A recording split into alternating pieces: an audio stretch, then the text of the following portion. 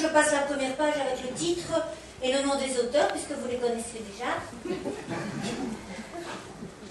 Et je lis la première didascalie. Excuse-moi. Quand... Juste, par rapport aux didascalies, comme vous le savez très certainement, mais en tout cas dans notre cas, c'est donc bien en fait une note écrite par les auteurs et donc destinée à la mise en scène. Ben, comme toutes les didascalies.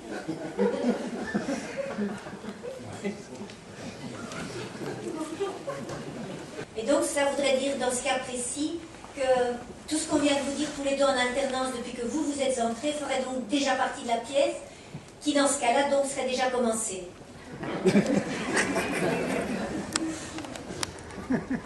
Attendez, c'est parce que si la pièce est déjà commencée, enfin, je veux dire, la première question qui se pose, c'est quand?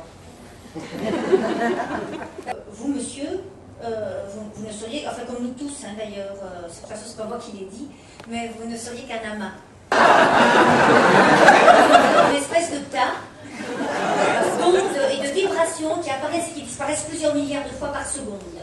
Donc ça se passe dans un laps de temps extrêmement réduit, c'est pour ça que ça ne se remarque pas facilement à l'œil.